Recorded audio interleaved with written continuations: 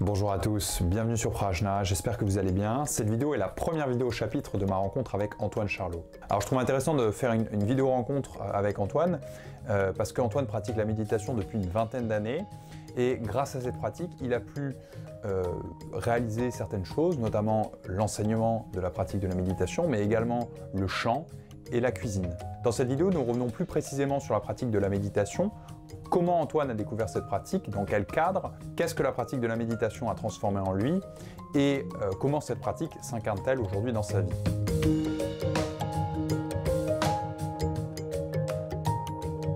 Oui, en fait c'était avant même de travailler que j'ai découvert la méditation. C'était au tout début du master. Et en fait dans mon parcours de vie, j'avais certains vécus, certaines rencontres.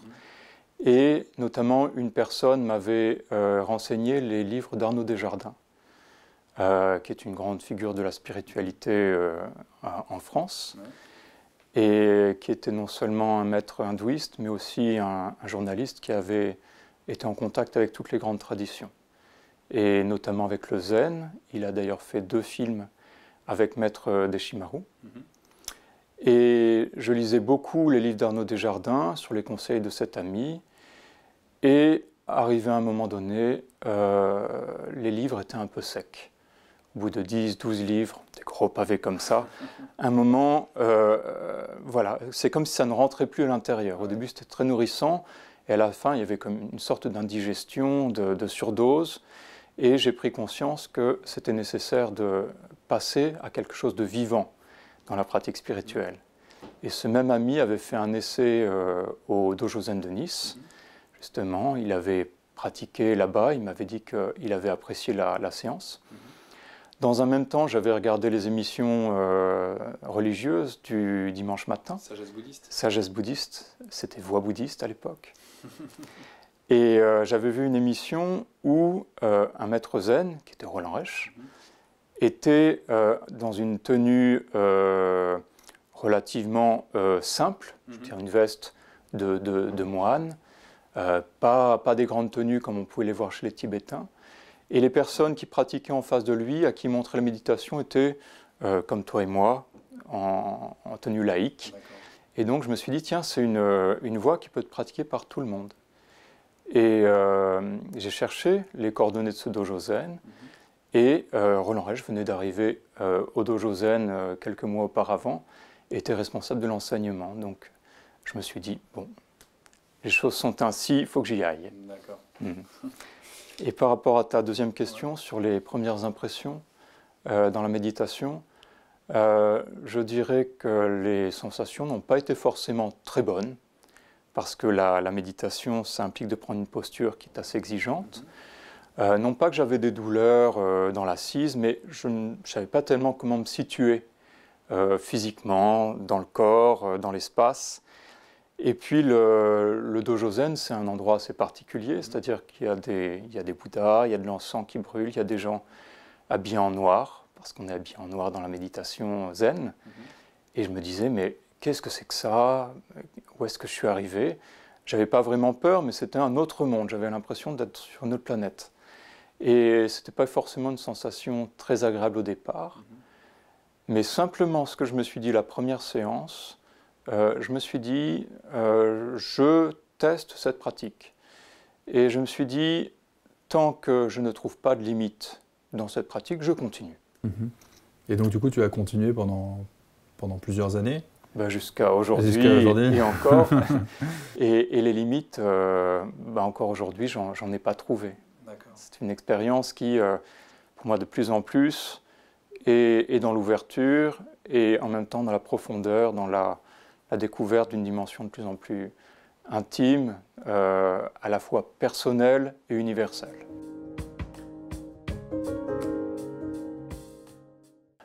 Déjà, la méditation, disons, travaille d'elle-même. C'est-à-dire qu'on s'assoit, il y a une forme d'abandon dans la méditation. On est dans une dimension personnelle d'un individu qui va s'asseoir, qui médite. Et par la pratique méditative, il y a une forme de retournement. C'est-à-dire on se concentre sur la posture, sur le corps, sur la respiration. Et au bout d'un certain temps, un temps qui devient de plus en plus réduit au fur et à mesure qu'on pratique et qu'on est habitué à le faire, au bout d'un certain temps, l'esprit devient clair. L'esprit devient clair, les phénomènes qui se manifestent apparaissent de plus en plus clairement, sans nos projections, sans jugement, et on voit les choses telles qu'elles sont. Et ce surgissement des phénomènes, en fait, est un véritable retournement. Puisqu'au départ, c'est nous qui sommes l'auteur, presque l'acteur de ces phénomènes, c'est un peu l'idée qu'ont la plupart des gens. Et en fait, on réalise dans l'expérience méditative que les choses arrivent véritablement d'elles-mêmes à partir, je dirais, d'une dimension originelle, qu'on touche justement de plus en plus profondément. Et de là, on peut voir le surgissement des phénomènes de la vie se manifester, exister et disparaître.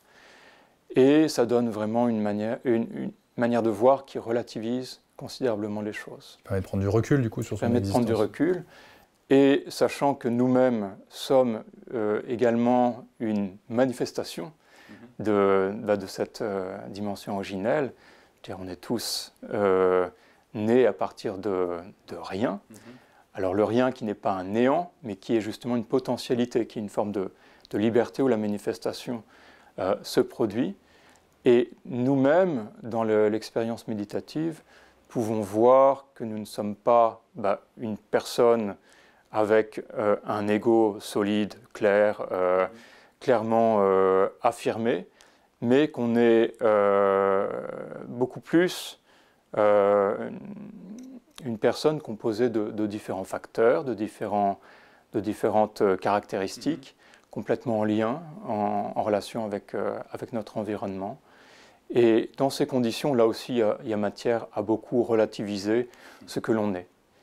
Et je dirais que cette manière de relativiser ne va pas dans le sens d'un désintéressement de la vie, mais au contraire d'un intérêt pour la vie qui est beaucoup plus spontané, plus direct, beaucoup plus frais, beaucoup plus neuf, on va dire.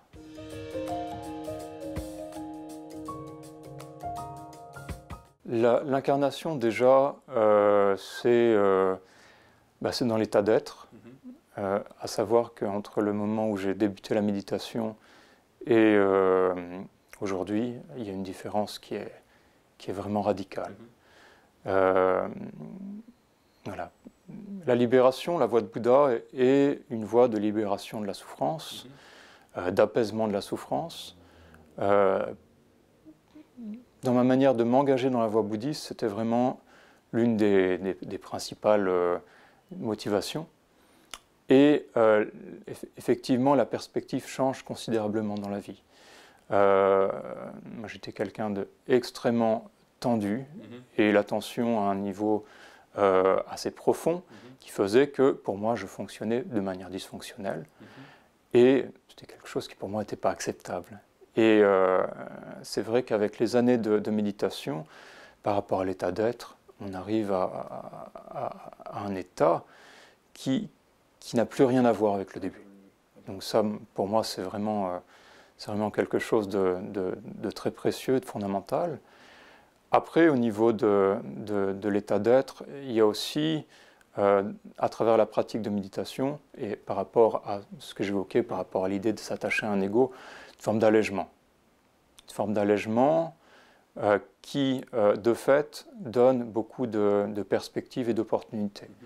Et c'est vrai qu'un moine zen, un pratiquant du zen, dans son évolution, surtout dans la mesure où il est amené à transmettre, va beaucoup plus dans l'idée du don, dans l'idée du partage. Donc voilà, ma perspective aujourd'hui, c'est plutôt celle-ci, d'abord dans le cadre de la pratique spirituelle, dans le cadre de la transmission du zen, où désormais je m'occupe d'un dojo zen actuellement, dojo zen de Nîmes, dans lequel ma présence permet justement à cette pratique de se transmettre, de se pratiquer, avec comme objectif, comme défi, d'avoir une attitude tout au long de ces moments de pratique la plus en adéquation avec l'idéal que l'on poursuit. Et ça se produit également dans des retraites que j'organise donc régulièrement, où éventuellement je peux être invité par un groupe, par un dojo, par des personnes qui me demandent de diriger une retraite. Et là, c'est l'occasion d'avoir un moment privilégié où cette pratique, où cet idéal se poursuit, s'actualise, se partage. Et ce que disait mon maître Roland Reich, c'est que le fait de transmettre le zen, c'est quelque chose qui n'est pas si fréquent que ça. Et c'est vrai que ça demande une certaine expérience. C'est vrai, le fait d'avoir pratiqué dans un dojo pendant de nombreuses années avec un maître, avec une répétition, ça donne en soi certains réflexes, certaines choses viennent plus spontanément. Et je réalise, lorsque je dirige une retraite, que ces qualités ne sont finalement pas si évidentes et ne viennent pas si instinctivement que ça. Moi, elles me sont venues vraiment par cette répétition, par cette expérience. Et donc le fait de pouvoir à nouveau transmettre ça à mon niveau, c'est quelque chose qui me tient particulièrement à cœur et que je considère comme étant la chose la plus précieuse. Voilà, j'espère que cette vidéo vous a éclairé. Je vous rappelle que vous pouvez voir la vidéo intégrale de ma rencontre avec Antoine sur la chaîne YouTube de Prajna. La semaine prochaine, je publierai une seconde vidéo chapitre avec Antoine. Donc je vous souhaite de passer un très bon week-end et je vous dis à vendredi prochain.